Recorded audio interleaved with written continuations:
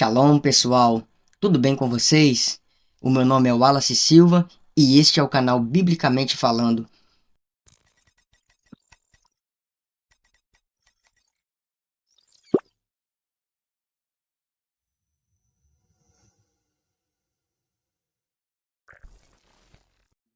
No vídeo de hoje eu quero falar sobre uma curiosidade que está relatado no Evangelho de Jesus, conforme escreve Mateus, o capítulo de número 3 e o versículo de número 4, aonde diz que João Batista, ele tinha suas vestes de pelos de camelo e um cinto de couro em torno de seus lombos e alimentava-se de gafanhoto e mel silvestres.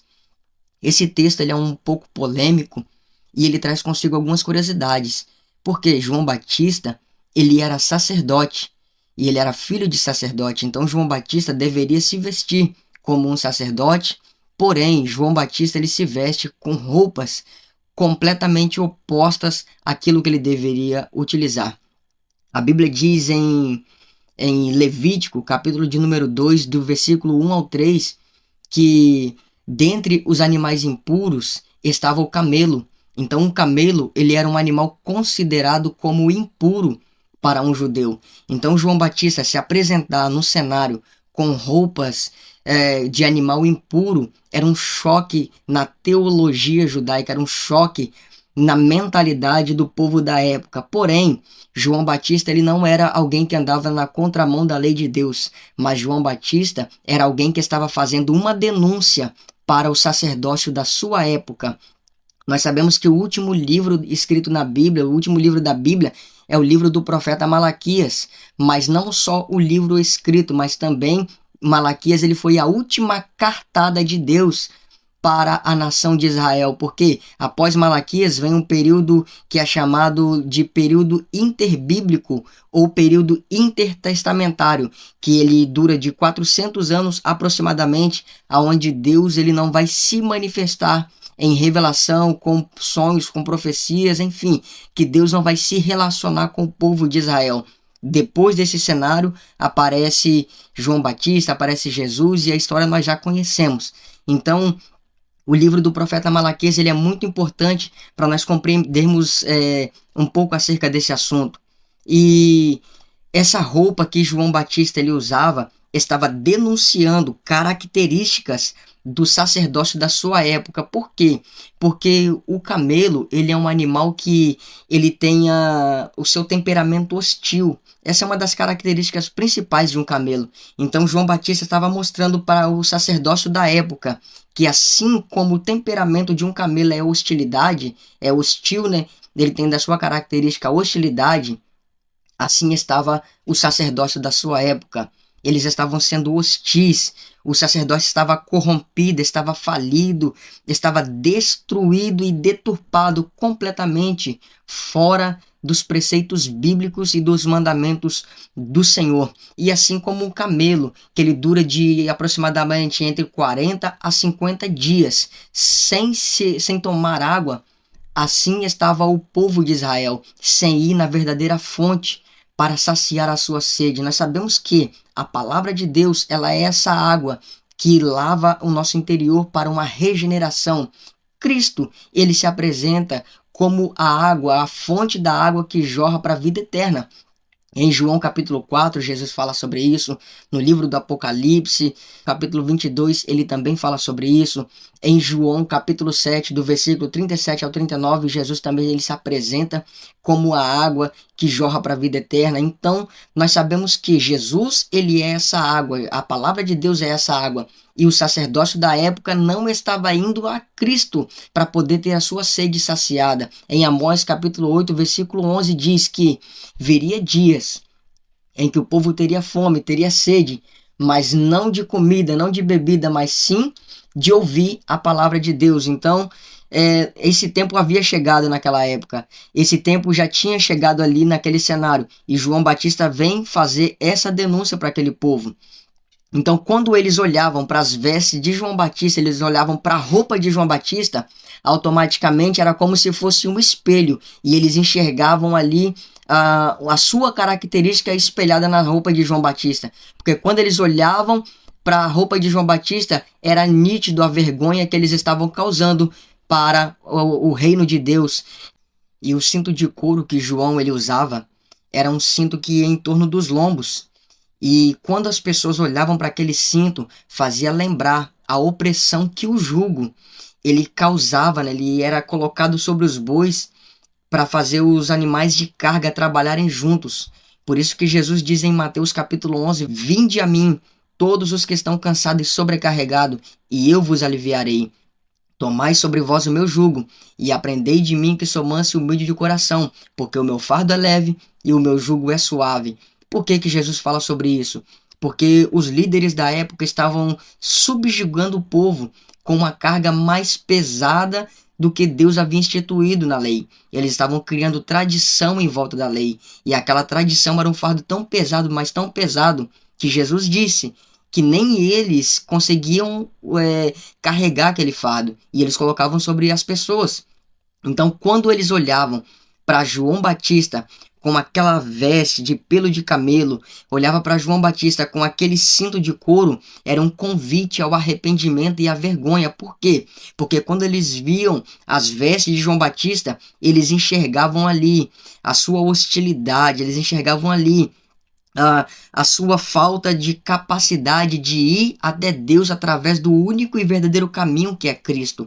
E quando eles olhavam para aquele cinto de couro, era impossível eles não sentirem vergonha. Por quê? Porque eles entendiam que eles estavam colocando fardo, estavam subjugando, colocando um peso nas costas das pessoas que nem eles eram capazes de carregar.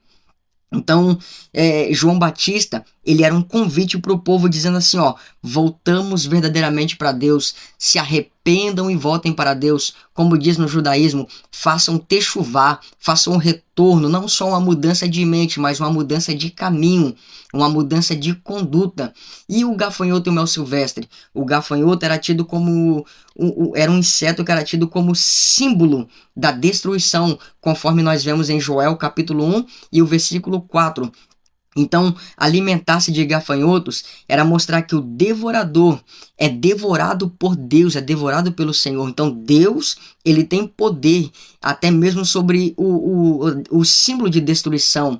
Ele devora aquilo que é o símbolo de um devorador, é o gafanhoto. E quando eu falo devorador, não tem a ver com dízimo e oferta no sentido que estão se pregando por aí, como se fosse um demônio. Não, devorador era um gafanhoto. Então, alimentar-se disso daí, desse gafanhoto, era mostrar que Deus, ele tem poder, ele devora até mesmo o devorador.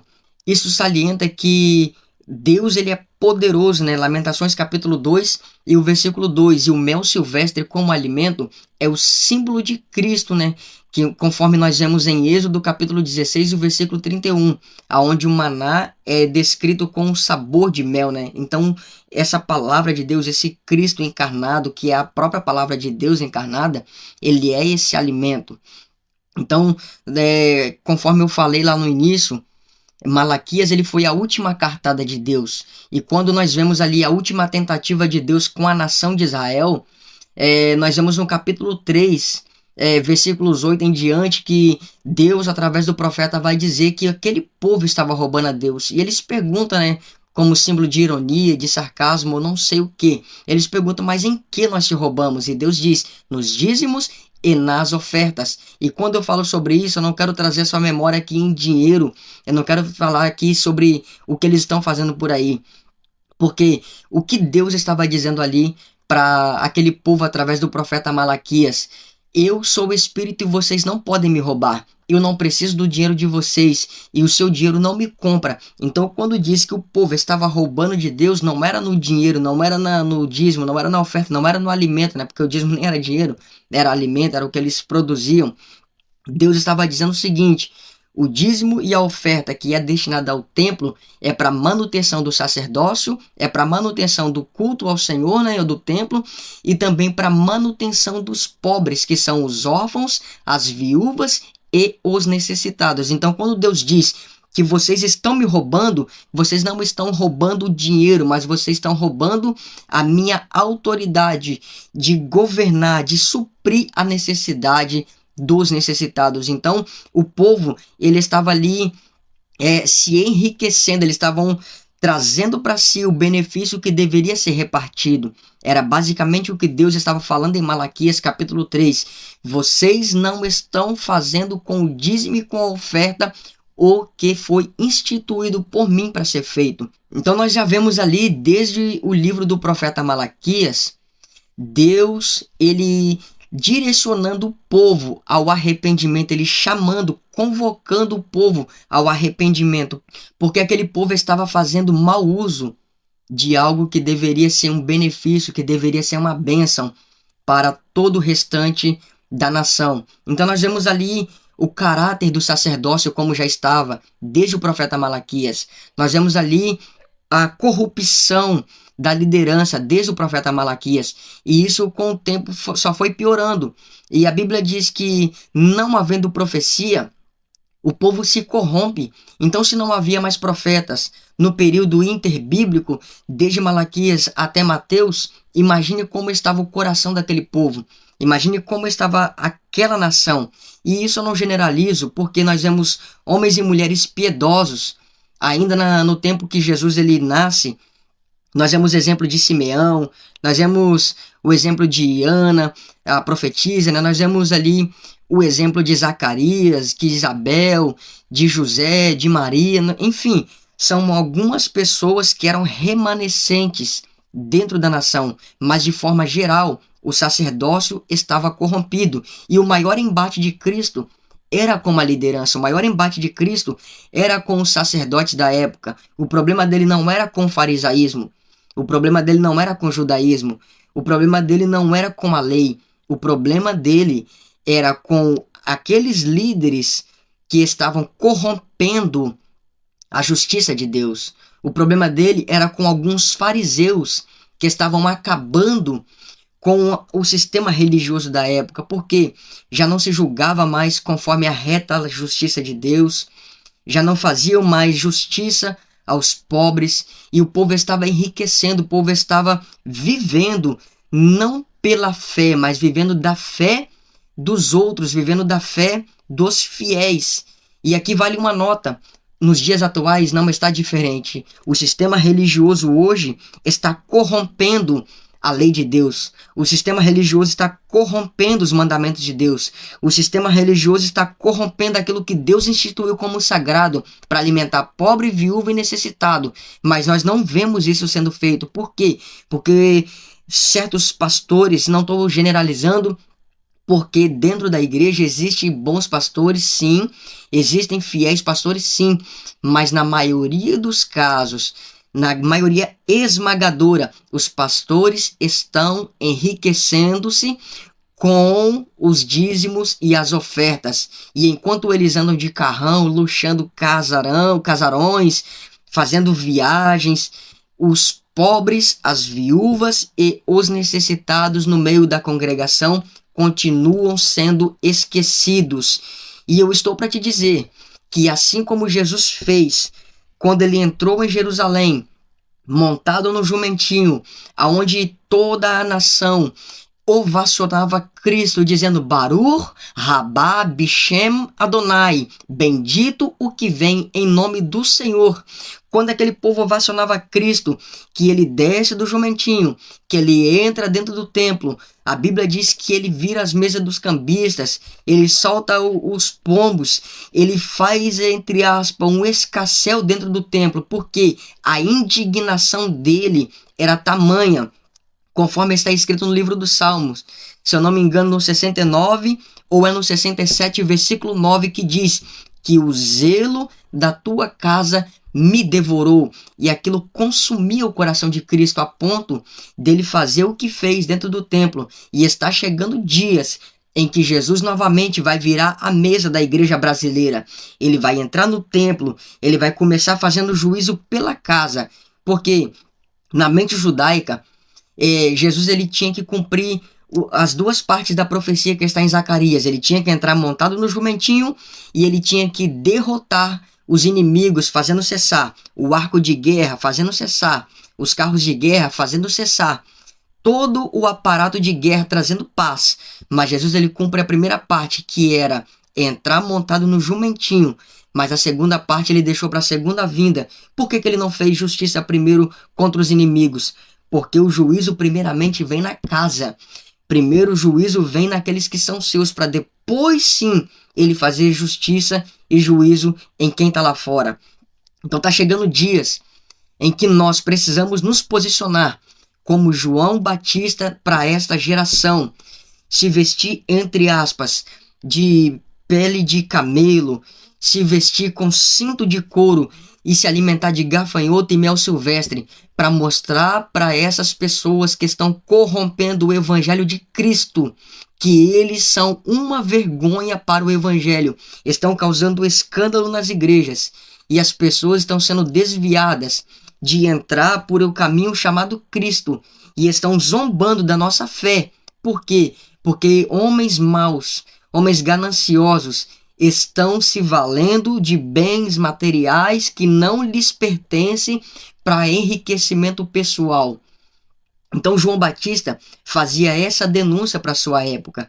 Olhando para as vestes de João Batista, pele de camelo, a nossa vergonha está exposta porque nós somos impuros e imundos perante Deus. Nós estamos imundos perante os mandamentos do Senhor. Cinto de couro, nós estamos subjugando pessoas com cargas desnecessárias. Nós estamos colocando tradições de homens em cima da lei de Deus. Os judeus eles têm duas leis, que era escrita, que era a Torá, e eles tinham uma tradição. A tradição eles chamavam de cerca da lei, a cerca em volta da lei, a cerca que protege a lei. Por quê? Porque o pensamento era bom, a intenção era boa, mas o desdobramento é que ficou negativado. Por quê? Porque quando eles colocaram uma cerca em volta da lei, o pensamento deles era o seguinte: nós vamos proteger a lei de Deus, assim como um muro protege uma casa. Quando um ladrão ele quer saquear uma casa, primeiramente ele tem que pular o muro, ele tem que quebrar a cerca, para depois ele ter acesso dentro da casa. Então a tradição era essa cerca, era este muro que protegia a casa, que era a lei. Então eles diziam o seguinte: antes de alguém quebrar os mandamentos de Deus, primeiro eles vão ter que quebrar a tradição, ficando assim mais difícil eles quebrarem a lei de Deus. Era uma proteção boa. Por quê? Porque na mente deles estavam protegendo os mandamentos do Senhor, mas sem eles perceberem, eles criaram tantas, mas tantas e tantas regras que acabou invalidando até mesmo a palavra de Deus, os mandamentos de Deus, a Torá do eterno Deus. Então quando Jesus ele chega naquele cenário, ele confronta muito os fariseus por causa disso. Ele vai dizer: vocês invalidam a palavra de Deus, vocês invalidam os mandamentos do Senhor por causa da vossa tradição, porque vocês estão colocando um jugo pesado.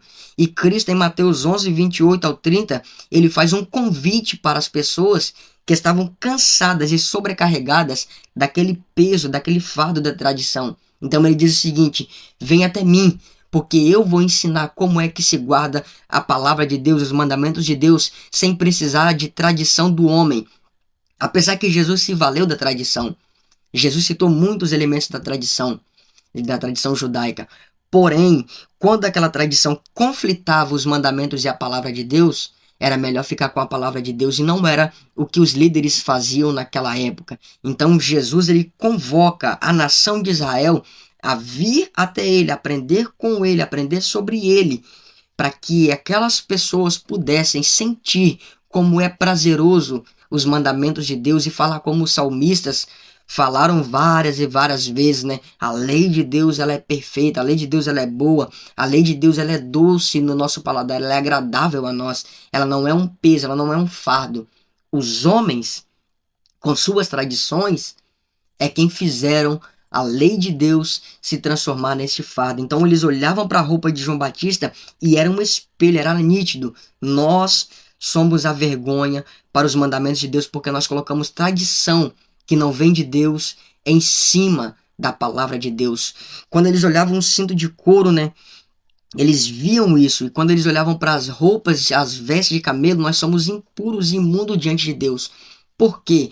Uma pessoa que faz o que eles faziam, o que muitos líderes estão fazendo, são pessoas imundas perante Deus, impuras diante de Deus. Então Deus ele convoca aquele povo ao arrependimento.